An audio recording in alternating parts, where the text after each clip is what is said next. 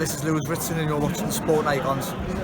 So my phone and social media seems to have blown up this morning with plenty of images of Terry O'Connor sat there on his phone while he's supposed to be judging the Lewis Ritson versus Miguel Vazquez fight.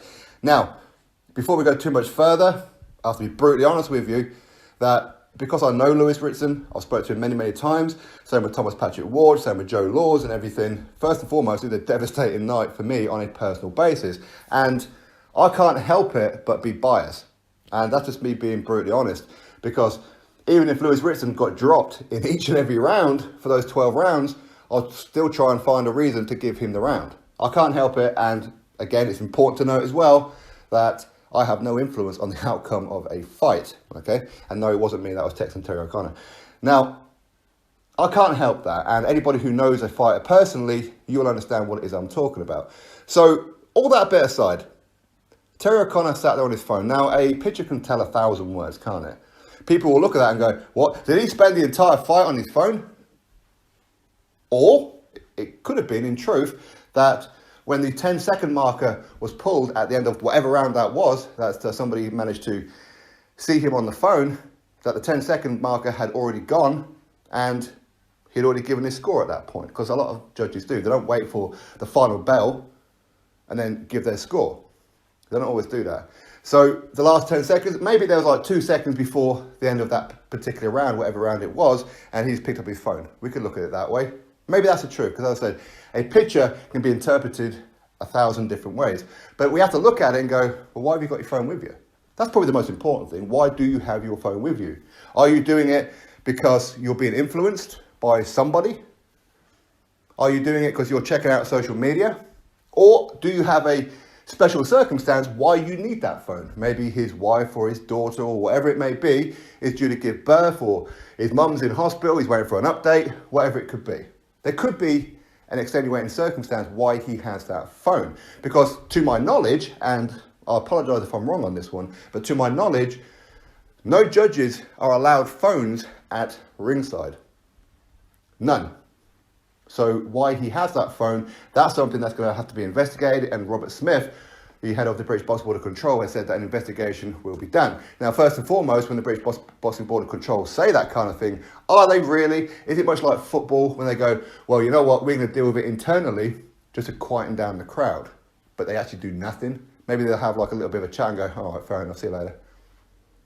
Are they going to come out publicly? And I think that they should. I think that all commissions should do or put out the results publicly, not keep everything internal, because it's a public sport, right?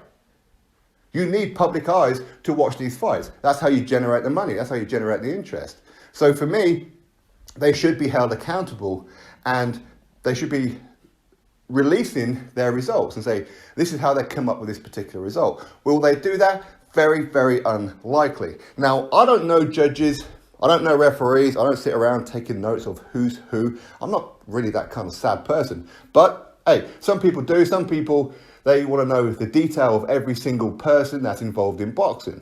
They know where they live, they know how much they're getting paid, all that kind of stuff. It is what it is. For me, it's Judge A, Judge B, and Judge C. Terry O'Connor, of course, I've heard the name quite a few times, but I don't know anything about him. I don't remember the scorecards that he's done in previous fights. I don't take note of that kind of thing. So for me, he's just Judge A last night. But one of the points that I want to really get at is the fact that how can one judge have it so heavily in favour of Lewis Ritson? And it doesn't matter which way that you and I have the fight scored, because at the end of the day, we don't have the influence of it, okay? But he does. These judges do. They have their lives, their careers, the fighter's record on the line here. So how can one judge have it so heavily in favour of Lewis Ritson and the other judge have it so heavily in favour of Miguel Vazquez? How is that possible when you're all trained the same way, right? When you're a professional judge, you can score a fight and you know what it is that you're looking at. You should all be singing from that same hymn sheet. And I know people say, but boxing is subjective.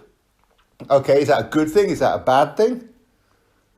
I mean, how do you change it so it's not subjective? How do you change it so they all look at it the same way? Some people will score a fight based on aggression. Some people will score it based on defensive skills. Some people will score it on punches landed compared to punches thrown, which is quite a difficult thing to do, by the way. So for the likes of you and me, we can just look at a blanket at the end of a round and go, yeah, he won that fight. Or, sorry, he won that round. Now, again, it is quite important to note as well that it's not a case of all three judges at the fights are sat there with the 12-round scorecard in front of them and they just mark it off at the end of each round. That's not quite how it works. With some referees, it does. With some judges, and depending on the fight, it does. But ordinarily, especially when it's not a world title fight, such as Lewis Ritson versus Miguel Vazquez, for anybody who goes to live shows, you would have seen this yourself, especially if you're pretty up close. But you don't really see it on TV, which is the referee at the end of each round will go to each three judge, and all three judges are sat opposite to each other, so on three sides of the ring apron, and the referee will take that scorecard off of each judge and hand it to what they would call an independent person, who will then hold up all the cards and tally up. That's what he does. So each judge is not sat there with that 12-round fight and went, right, round 1 Ritson, round 2 Ritson, round 3 Vazquez. That's not how it works. They will hand over after each round who they believe won the fight. 10-9, 10-8, draw, whatever it may be.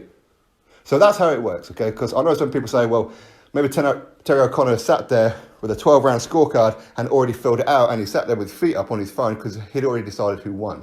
That's not how it works, okay? So let's be perfectly clear about that one. But how do you get it so wrong? How do you get it so... I mean, if all three judges had it all heavily in the favour of Ritson, you'd probably go, well, clearly they're seeing something that we're not. And anybody who turns up to boxing events, you will know what it is that I've just told you there.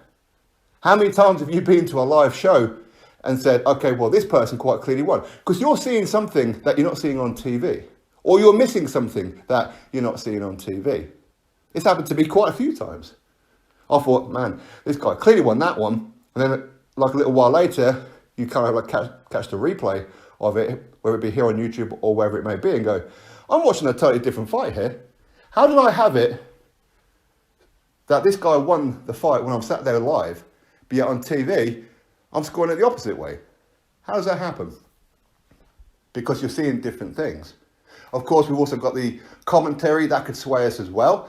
But again, I know that Sky Sports and BT Sport and everything come under criticism for their biased commentary and everything. When you look at that fight with Ritson and Vazquez last night, the Sky team were very heavily in the favour of Vazquez. So those people who criticise Adam Smith and this, that and the other consistently, and listen, I've criticised them as well, but are they going to come out and go, well, actually on that one, they were pretty impartial on that one. They were telling the truth. Are these very same people who's always hating on them now going to come out and say, well, actually, they did a good job last night? I don't know. Now, as to who won that fight, as I said, at the end of the day, I know Lewis Ritson. If he gets the nod, I'm happy. For a number of reasons. First of all, because I know him. Second of all, because it's going to keep boxing alive in the Northeast. But unfortunately, it does taint the sport a little bit, where people go, well, the home fighter is always going to get the decision. We can go and look at the Thomas Patrick Ward and Thomas Asomba fight. Again, I know Tommy Ward. I felt he won that fight. But again, I could be looking at that through biased eyes. Because a lot of people say, well, actually a draw was fair. Or, no way, Thomas Asomba, he dominated that fight. And again, I know people up in the Northeast as well, where we like a text each other as a fight's and that's going on, and they're scoring it totally different to how I'm scoring it. So again, everything is subjective, isn't it? But I'm devastated about Joe Laws, absolutely devastated for him. He's a cracking lad, he really, really is. I love that guy. His dad, absolutely brilliant people. I know what you see on social media, he's loud, cocky, funny, entertaining. But when the camera's not there, when he's not on social media, he's actually a very, very calm, regular individual. He really is. He cares about people and all that kind of stuff. So I'm going to try and get to see Joe Laws at some point this week. Anyway, with Lewis Ritson and Miguel Vazquez, however you scored that fight is however you scored it. But it doesn't matter how I score it. It doesn't matter how you score it. What really mattered is how the judges score it. How did you have it so different? How did you have it so wide? That's what I don't understand. What training did each of these three judges have? Why are they scoring it so wide? If it's like a round or two difference, you can probably go, okay, fair enough. Because a lot of fights, they are pretty close rounds, aren't they? And depending on where you are sat at the ring apron, you're seeing a different angle. Some fighters, you'll be watching the majority of that round with their back to you. So you don't know what punches are landing and what punches aren't. Whereas on TV, we can see things pretty clearly, can't we? So at the end of the day, it is what it is. Unfortunately, boxing is subjective. And Terry O'Connor, as I said, the pictures will tell 1,000 words. People will look at that and go, what, he sat there for the entire fight on his phone? What was he doing, watching YouTube? What was he doing? Or maybe he just pulled it out at that one particular moment because he's waiting for an update about his mum is in the hospital or whatever it may be. Maybe he did have special permission. So again, let's be fair about it. We don't exactly know. Was that the only one time that they actually pulled out the phone? Why does he have his phone? Is another question, okay? But anyway, we'll have to wait and see what the British Box Border Control do about it. Are they going to do anything? Probably not. Or will they make an example of Terry O'Connor? But as far as I'm aware, I said I don't really know these judges and referees. I don't take any kind of note about them. Maybe he's been there for a great number of years and he's got his feet firmly under the table. They're going to do nothing about it. I don't know. Anyway, drop your thoughts below. Click thumbs up, subscribe. Catch you all on the next video.